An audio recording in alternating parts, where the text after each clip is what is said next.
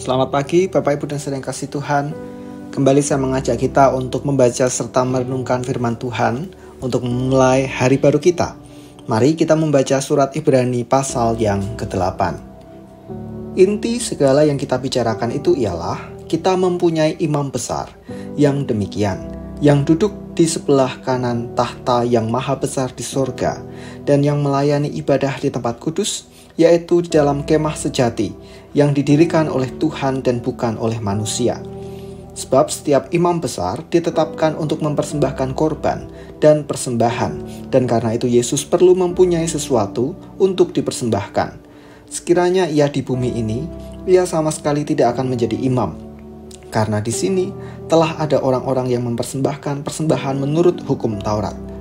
Pelayanan mereka adalah gambaran dan bayangan dari apa yang ada di sorga, sama seperti yang diberitahukan kepada Musa ketika ia hendak mendirikan kemah. Ingatlah, demikian firman-Nya, bahwa engkau membuat semuanya itu menurut contoh yang telah ditunjukkan kepadamu di atas gunung itu.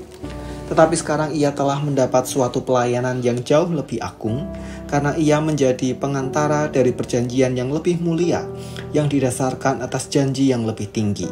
Sebab sekiranya perjanjian yang pertama itu tidak bercacat, tidak akan dicari lagi tempat untuk yang kedua.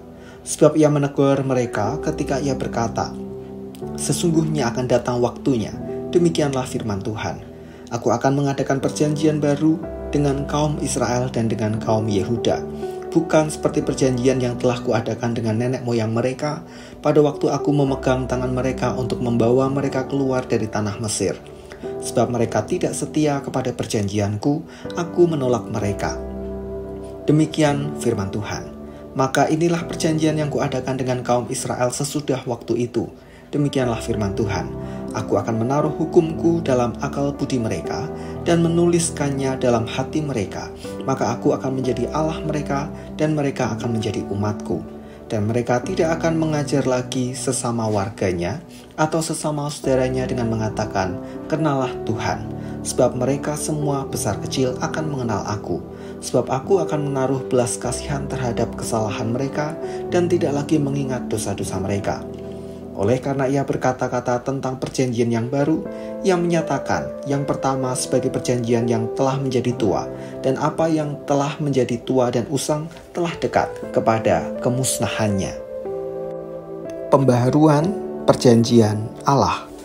Sekali lagi, surat Ibrani mengungkap perbandingan antara hidup sebagai umat Allah di masa lalu dengan masa kini di mana Kristus telah hadir dan menyelamatkan umatnya.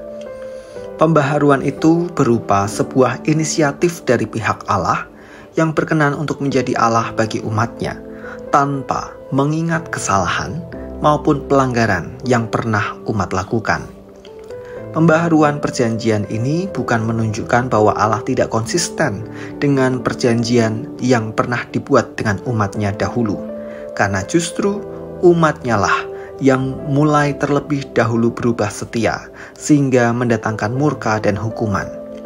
Maka di dalam Kristus, Sang Imam Besar yang mengorbankan diri bagi umatnya, perjanjian itu dinyatakan berlaku kembali dengan poin penting, yaitu Allah mengampuni dan menghapus pelanggaran manusia.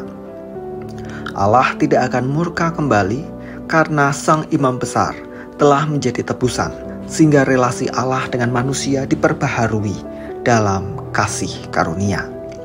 Maka mari Bapak Ibu dan Saudara yang kasih Tuhan, sebagai umat tebusan, hargai karya Kristus dan hargailah kasih Allah. Jangan sia-siakan dengan berubah setia, yaitu meninggalkan Dia. Hanya di dalam Kristus kita diampuni dan diperdamaikan dengan Allah.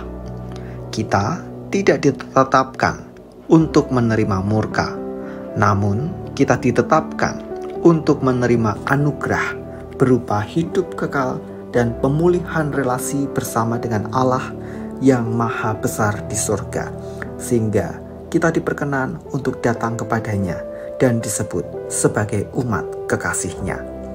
Mari kita berdoa. Kami mengucap syukur karena kami memiliki Allah yang berinisiatif dan memulai terlebih dahulu agar hidup kami diperdamaikan dengan Allah Sang Empunya kehidupan. Di dalam Kristus, kami telah beroleh penebusan, kami beroleh pengampunan, dan kami diperdamaikan dengan Bapa di sorga. Maka tolonglah kami Tuhan, agar kami menghargai kasih Allah yang sedemikian besar itu dengan cara hidup setia kepadamu, agar kami juga tidak meninggalkan Engkau, melainkan taat kepada firman-Mu. Kami mengucap syukur untuk hidup yang sudah Tuhan jamin dalam kasih dan anugerah Tuhan. Maka kami menyerahkan hari ini dengan segala aktivitas yang kami kerjakan, mohon Tuhan menyertai dan memberkati kami. Di dalam nama Tuhan kami Yesus Kristus kami berdoa. Amin.